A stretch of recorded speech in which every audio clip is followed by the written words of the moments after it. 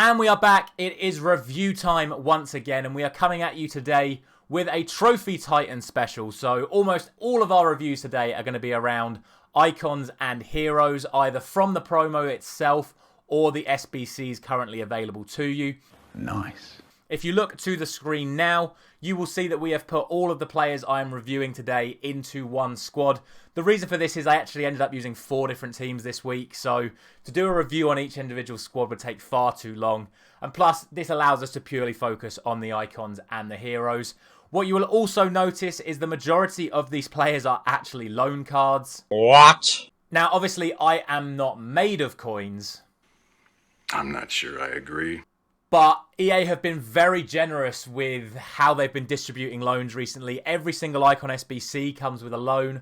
The majority of the packs at the moment, you get the option of picking up these loan cards. Obviously, Zidane was put into Moments as well. It's been a really good opportunity to test out a whole bunch of new promo cards this week, and I've had a thoroughly good time doing it. Now, let's skip straight to the reviews then, and we'll start off with the strikers. As you'll see, I put them in the defense here. But why? Because I'm going to review all 4 of them at once. I'll start with the 3 on the right-hand side, which is Crespo, Closer, and Torres. The reason for this being is they are all very, very similar players in regards to the fact that all of them are 4-star skill, 5-star weak foot, relatively tall, physical-based strikers, and I'll be honest, I wasn't particularly impressed with any of them. Torres did well, but for a price tag of 1.2 million, this card is nowhere near worth it in comparison to the fact that this Closer card almost feels like the exact same card, and this one is 85k. This Torres is nowhere near 10 times the price of this Closer. If I'm recommending any of these 3, it would be Closer. Obviously, if you did the Crespo token SBC like I did, then I would say just stick with this Crespo unless you have a better striking option available to you. But for me, none of these cards were particularly impressive, especially when you compare them to my usual striker, who is of the same style, which is Charles de Ketelaere. He is taller than all 3 of them. He's also high medium and obviously has the 4-star, 5-star. The other thing he has is that on a marksman, he is lengthy. And only Closer out of these 3 can get to lengthy, but Closer has to have an architect. So that's another reason why I'd recommend Closer over the other 2 in this regard. But if you have this Charles de Ketelaere in your club and you have a way of linking him in relatively easily, Closer, Torres and Crespo shouldn't even be coming close to your teams because this de Ketelaere is just better than all of them. And like I say, it's so important when you have that physical striker, especially one in the build of these types of players, to have them lengthy so he can really bully those defenders that are of the same sort of build. On the flip side, we did have another striker we tried out this weekend in Hugo Sanchez, and you still have 5 days to complete this card. And genuinely, if you have not completed this card, I would thoroughly recommend you do this card. Oh, really? He is a fantastic striker. With a Hawk, he just gets all the right stats. His pace skill pretty much goes to 99. All of his shooting stats pretty much go to 99. His balance and agility is fantastic. He gets a physical boost from the Hawk as well. And 4-star, 4-star, left-footed. Not many people know that this card is left-footed. I was able to catch out a fair few opponents who just assume he's right-footed by then jinking onto his stronger foot and putting the ball in the back of the net.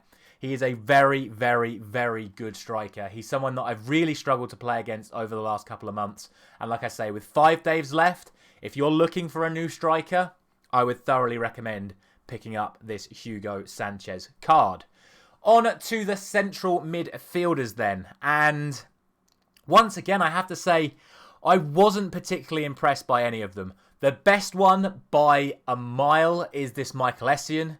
And he's also cheaper than completing the Gattuso or the Roy Keane SBC. Now, in all 3 cases, I tried them on an anchor and the shadow before going for an artist in the end. If you're going to go for Keane or Gattuso, I would recommend going for an anchor. Yes, they already have ridiculously high defending and physical stats, but even with the artist giving those massive boosts to agility, they just didn't really feel that responsive in my regard. And these obviously are holding midfielders, but, you know, Gattuso's 5'10", Keane's 5'11". You kind of want them to be physical, but also agile. And for me, neither of these 2 really did enough for me in that regard. So I'm a little bit annoyed at myself that I have ended up completing this Gattuso. I'm obviously going to do Roy Keane as well as a Manchester United fan. But for me, I would not recommend doing either of these two SBCs. If you're going to pick any of these, you go for Michael Essien. And this guy you do give an artist to. Because he is much smaller, I say he's much smaller, he's only 5'10" as well. So he's the same height as Gattuso, but... Congratulations, you played yourself. I don't know what it was. He felt so much more responsive in-game. He was nipping around. He felt like N'Golo Kante or Makalele. He zips around the midfield. He's quicker than the other two. With that artist as well, ridiculously high in agility and boosts his passing as well. And he just feels like a very, very good holding midfielder. If you're someone that enjoys having a slightly smaller holding midfielder, this is the absolute go-to guy for you. And like I say, he's 100k cheaper than it is to complete either the Gattuso or Roy Keane SBC. However, The weather! like we said about the Ketelaar a minute ago, if you've got the facilities to get the man in the team, my favourite holding midfielder this weekend was Scott McTominay. That's why he's the GOAT! The GOAT! This is obviously a card you can pick up for free at the end of the season objectives, and if you run a Premier League team, if you're lucky enough to pack that new Kenny Dalglish this week as a way of getting McTominay in the team, if you did the Sabitzer SBC, you can link him to him. That Sabitzer after the double upgrade is fantastic in game as well. And at 6'4", medium high, on an anchor, he is absolutely everything you want from a CDM. He is phenomenal in game. Just does the job. Sits in that position. Can play passes as well. He's quick.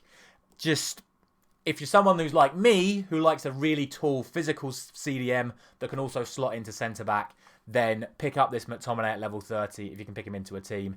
If not, my recommendation would be to go for Essien. And if you want that high-end option, I gave this Yaya Toure card a go as well. He's currently coming in at around 3.5 mil. Damn! So if you've got that sort of money to throw about, then yeah, pick up this Yaya card, whether it's as a CDM or as a box-to-box midfielder. I played him box-to-box on an engine. He is well worth the 3.5 million. But people like me, and I'm assuming a lot of the people watching, don't have the facilities to use this Yaya Toure unless they packed him. But if you do have him, stick him on an engine, give him a whirl. He is as good as you would expect him to be. Now, on to the two right backs. And there's a clear winner here. Lahm coming in at around 400k at the moment. Good card. Again, he's probably more useful as a CDM. Again, if you like that sort of player that can be small and agile in CDM, then Lahm is another good option for that. But I would still recommend Essien over Lahm in that regard.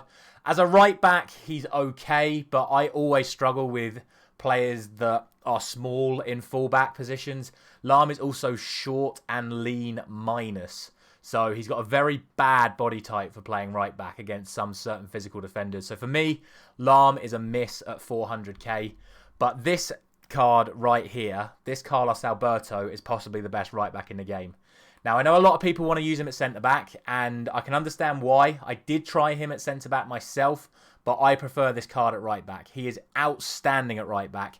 And you'll also notice I've given him an architect. And the reason for that is because, once again, it makes him lengthy. And for defenders in particular, lengthy is absolutely crucial in my opinion. They seem quicker. If you put this Carlos Alberto on a shadow, he will not be as fast as this card on an architect. The way they've done lengthy, I think it's too overpowered in my opinion.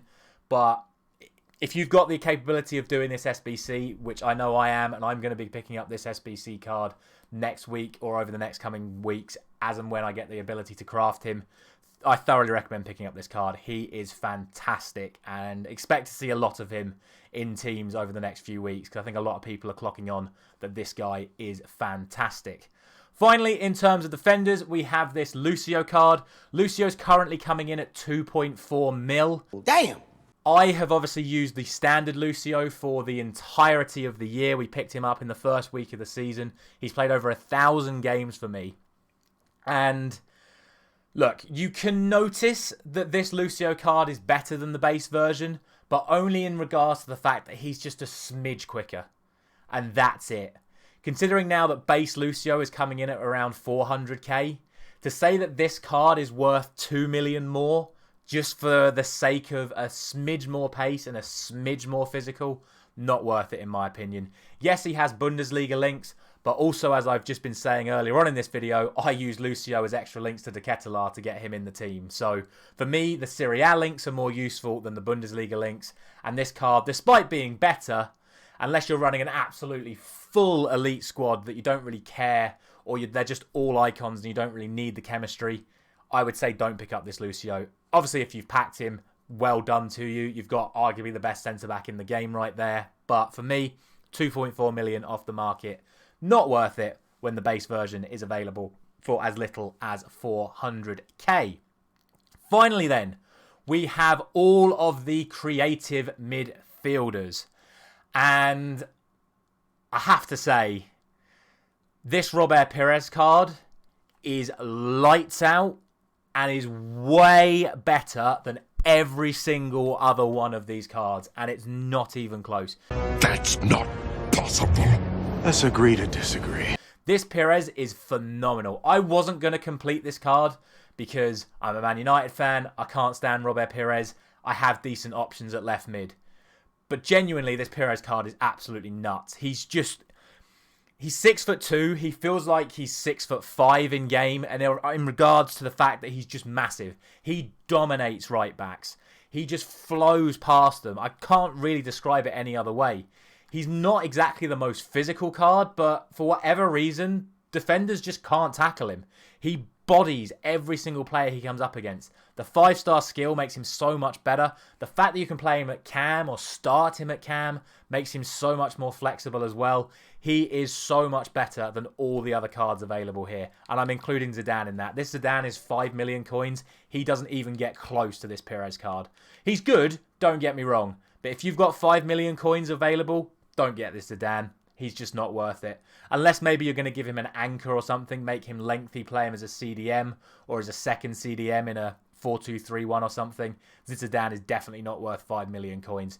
He's good. He's just nowhere near as good as Pires. Same with this Del Piero. He's currently coming in at around 1.6 million coins. Again, an awful lot of fun, but I would say better cards, well, maybe not better cards, but similar cards for much cheaper are available to you than this Del Piero card. But again, if you've packed him, have some fun with him. I gave him an engine. It is very noticeable that this card has a base balance of 80, and it really does affect the ability to use this card. He's good, don't get me wrong, but again, for me, especially with Team of the Season just round the corner, I cannot justify a 1.6 million price tag for this Del Piero. Ozil, again, disappointed.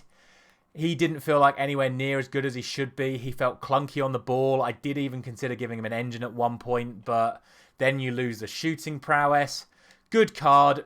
Very hard to link in the team. So for me, Ozil's not worth it. Like we spoke about already, Closer is good. Lahm is good. Ozil is good. But I think you could easily put in 3 players better than those 3 just for the sake of getting Ozil in on full chemistry. One of which would be this Brahim Diaz, who I was very impressed with. Insane balance and agility. He's obviously got the 5-star weak foot. I only used him for a couple of games. He wasn't able to score, but it's his creativity that was so good. And again, he's another link to De Ketelaere if you have him. I'm going to keep going on about De Ketelaere because I genuinely believe he's the best striker in the game right now, with the exception of your literal 15 million coin R9, Team of the Year Ronaldinho's, etc. So, Brahim Diaz is a lot of fun. Don't do Rivaldo. Even on an engine, he felt clunky as hell. Real shame, because I was really excited to use this Rivaldo card, but if you've not done this SBC yet, don't do this SBC. He's not worth it at all. And finally, we have John Barnes. Now, again, you know how much I love John Barnes this year. We used the prime John Barnes for a good 2 or 3 months on an architect, making him lengthy. The problem with this Barnes is that he can't be lengthy, and it was noticeable in game. I gave him a catalyst. He was semi-decent, but you can see from the stats on there, he's not competing with my other John Barnes. Let me bring him up right now. You'll see here, 123 games on this John Barnes, 104 assists. With the architect, he's able to drive to the byline and cut back for other players. This John Barnes, despite being 5-star skill, just doesn't have the same sort of effect. And I knew this would be the case when I packed this Barnes. So for me, again, he's cheap on the market. He's a lot of fun to use. But for me, if you're just going to get a John Barnes, get the Prime. Don't get this one. And finally, I know you're all going to be asking, how was Eusebio? How was Eusebio? Did I mention I packed Fuck Birthday Eusebio? Ooh, you're hard showing off. But, look, I mean, come on. It's Fuck Birthday Eusebio. 10 games, 14 goals, 3 assists. This card's absolutely ridiculous. He's well worth the 7 million coin price tag. I'm even playing him out wide to accommodate De Ketelaere being in the main team. But, yeah, look, this card is absolutely nuts. There's no point in me sitting here reviewing him. If you've got the facilities to buy this card, I would still say not to buy him. Because if you've got 7 million coins, you can buy entire teams that are almost as good as having a team with this card. So it's just, for me, no card should be worth that many coins, but this Eusebio is absolutely nuts. And that is going to be it for today's video. Let me know down in the comments how many of these SBCs that you're going to be completing or not completing. Your thoughts on a lot of these cards as well. I know a lot of you have had the ability to use the loans, same as I have this week. So let me know your thoughts in the comments as well. Hopefully, we'll have a whole host of new loan players to try from the new team that came out on Friday. And if we do, then I will be reviewing a whole bunch of those cards next week as well. Thank you very much for watching. I'll see you very soon.